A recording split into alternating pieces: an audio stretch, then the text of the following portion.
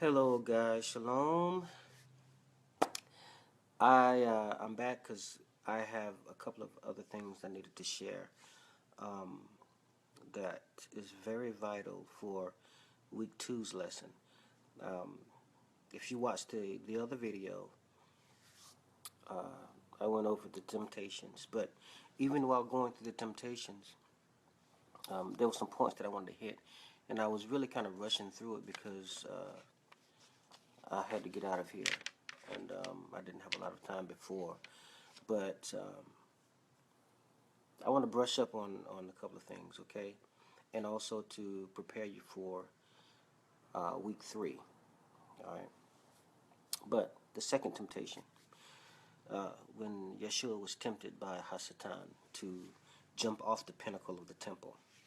Now, if you look up the definition of pinnacle, pinnacle is basically, we already discussed the architectural definition, but from a spiritual or professional standpoint, it is the highest point of someone's spirituality, discipline, the culmination of their career, their peak, their highest point in their development.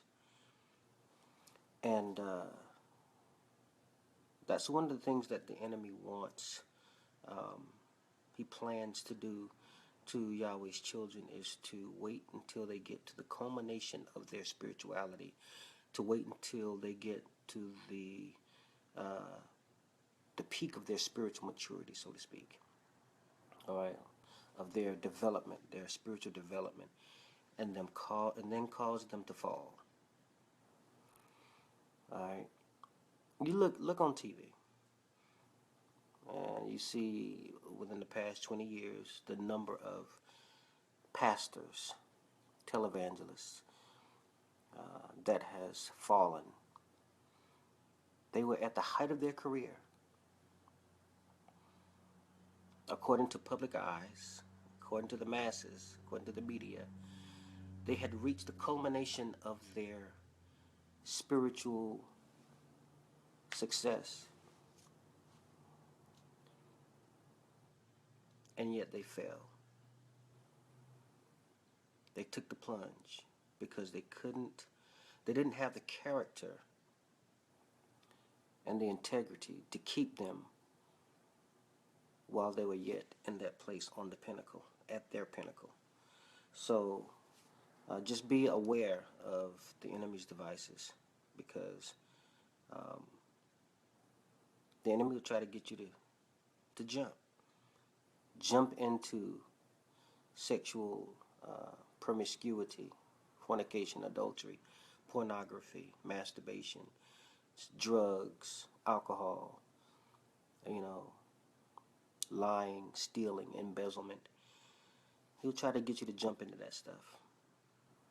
And basically what that does is it causes you to commit suicide. See, listen, the second temptation was all about trying to get the Messiah to kill himself, because he knew that he wasn't going to break his own laws. He knew that Yeshua was not going to break the law of gravity, nor was he going to break the spiritual law of dispatching the angelic forces unlawfully. He knew that when he jumped, it would have been in his flesh, out of his own mind, his own decision, and he would have died. He would have forfeited redemption, salvation for the whole world. So don't let the enemy cause you to try to commit suicide. Don't let him tempt you into taking your own life, into jumping into things that are going to cause you to fall from your place of maturity, your place of culmination, your place of high development. So yeah, and then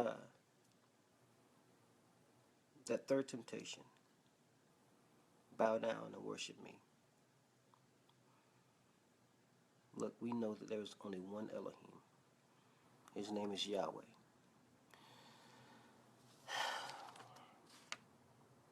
There are so many things in this world that can become our God. Sometimes our spouse can become our God.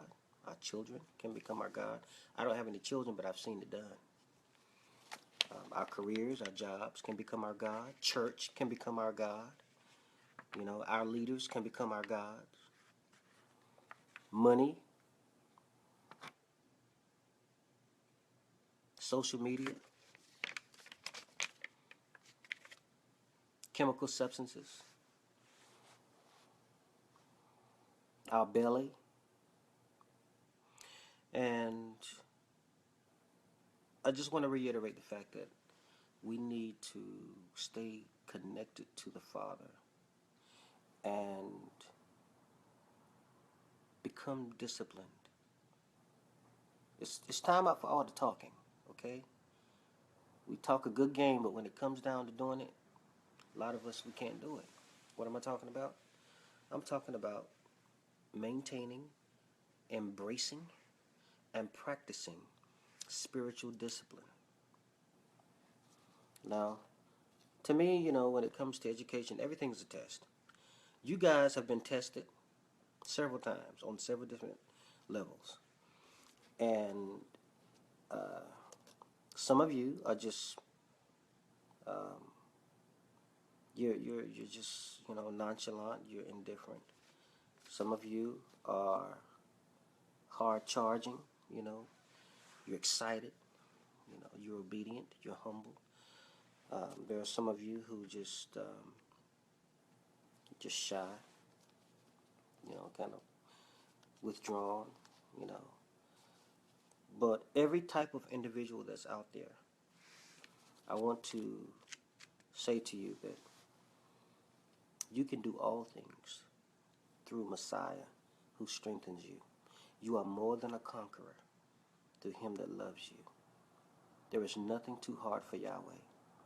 You are a son. You are a son. You are a son. Even females, you are sons. You are sons and daughters, children of the Most High Elohim. And the power that Yeshua had, the power that he manifested, we have the same ability. But listen, the key to this whole lesson, please hear me. The key to this whole lesson, I know we can, you know, we can try to philosophize this thing to the nth degree. We can read books and commentaries and try to break it down and whatever. But listen, the whole key to this and the whole key to the Messiah is being able to make it through that testing in the wilderness and to make it all the way from the beginning of his ministry in the wilderness to the cross was because he maintained spiritual discipline. He fasted and he prayed. Notice, before he even went into ministry. That's why, you know, and I'm hard on leaders because I am a leader. And I believe if you're going to lead people, you need to be an example. You need to be the first one to do whatever it takes. You need to lead from the front. Don't just talk a good game, but do it. Yeshua fasted 40 days and 40 nights.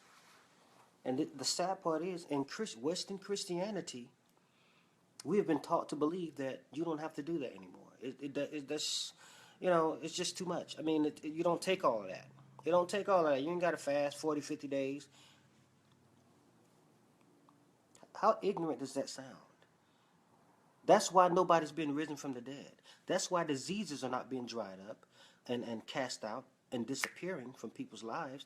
That's why we don't see miracles. That's why we don't see lame people walking. That's why the deaf are not hearing again. That's why blind are not seeing. That's why there's no real power manifesting in the church. That's why. Because we have this lackadaisical attitude towards spiritual discipline. Yeah. I don't mean to sound like I'm fussing, but I'm very passionate when it comes to this. And the first individuals that need to be online with spiritual discipline is our leaders. I'm sorry, but I question a leader. I do. I don't care who you are. I question a leader who does not have the type of discipline that is able to fast and fast at the drop of a hat, fast on a dime. You know, why not? Why can't you do that? Why is it so hard for you to fast? I don't understand. You're leading people. You're over people's souls, but you can't fast. I'm sorry, but I don't get that. I really don't. I don't get it. So, and the rest of you who are out there who are aspiring leaders, you need to think about this thing. Fasting is not just about going without food. That's a diet, okay? You need to pray. Pray, pray, pray, pray, pray, pray, pray, pray, pray. All right? And read the word, study the word, meditate on the word. Stay off social media, get off sometimes. Sometimes you'll notice I'll deactivate my account for a week or two, you know, and get before God. I do that periodically. Some of y'all need to do that. Not just try to stay away from Facebook or Instagram or whatever. Go ahead and just, you know, temporarily deactivate your accounts if you have to. Okay, some of you can just stay off. You know, delete the app from your phone. You can always re-download it. But yeah, cell phones, you know, all these devices, electronic devices that claim our attention. Games, sports. They are distractions. Can't you see that? They're distractions. You think it's all in fun. It's a distraction. Really. So that's what this whole thing with Yeshua in the wilderness is about. Being in an uncomfortable place, uncultivated place, a barren place, a wild place, away from civilization, and deal with your demons. Some of y'all can get your own deliverance. You can deliver yourself. The power of you, Ruach HaKodesh, will lead you into the wilderness, and you face them demons. The devil will tempt you by the power of the word of God. You speak the word over your life. You fast and you pray, and I guarantee you, you can get delivered. You ain't got to go to church. You ain't got to be on the altar. You got to wait for somebody to lay hands on you. You can get your own deliverance. Yes, you can. It's possible. But it takes discipline. It takes discipline. So, you know, I just urge the leaders out there, really, I mean, for real, man, y'all leading souls, you leading people, you leading masses of folks, you know, and you want to do all this stuff in the kingdom, but you ain't got no discipline.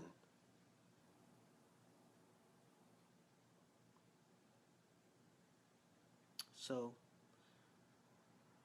Yeshua had already fasted 40 days and 40 nights in the wilderness before he was tempted. He was prepared. He was already spiritually and mentally prepared to be tempted. Some of you are not prepared to go to the test because you won't put down your plate. You won't back away from the table. You won't put down that biscuit and that cake.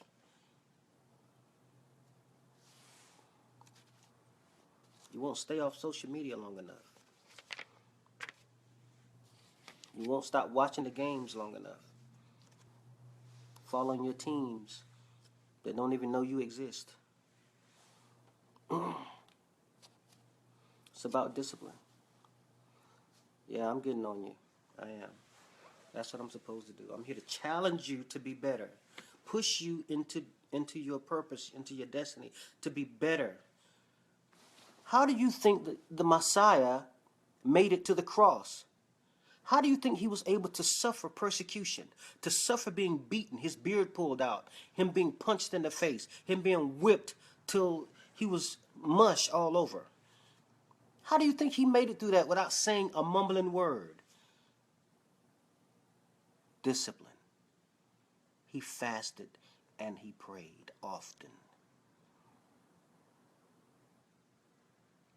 That's why I look on social media and I look at some of y'all, your posts, and most of y'all are just as subjective. I tell you what, and you preachers, some of y'all, if it wasn't for your subjectivity, you wouldn't have a message. If it wasn't for somebody else and what somebody else is doing or not doing, you wouldn't have nothing to preach. It's sad.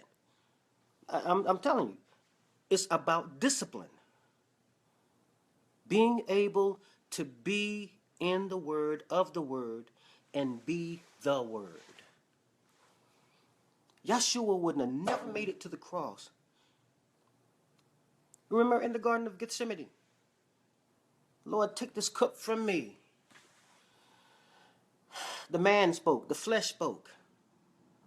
And then he realized who he was and what he had to do. Discipline kicked in. He was already prepared. He'd already fasted and prayed. He'd already disciplined himself. He had the strength to say, nevertheless, Lord, not my will, not what I want, but your will be done. He made it to the cross. He suffered and died.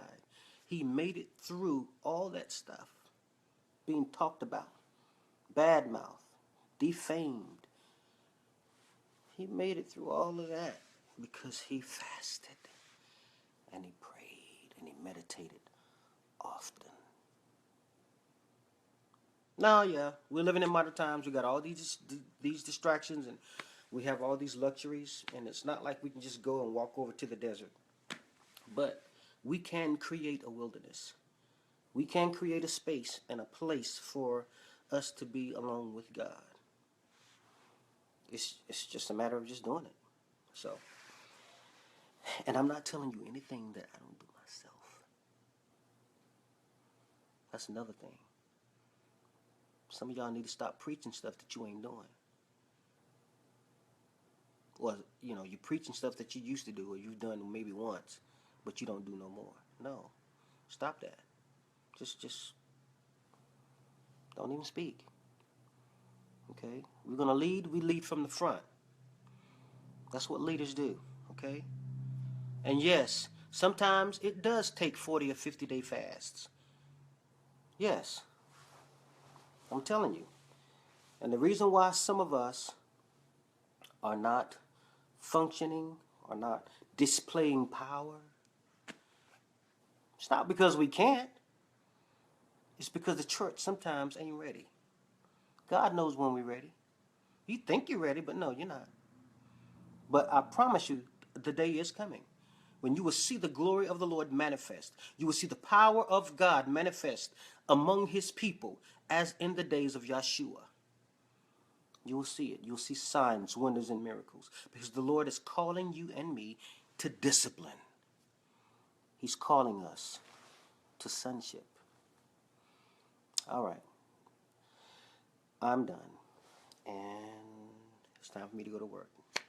All right. I love you. Y'all take care. And I will be talking to you tomorrow about week 3's lesson. Okay? Have a good night. Laila Tov. Shalom.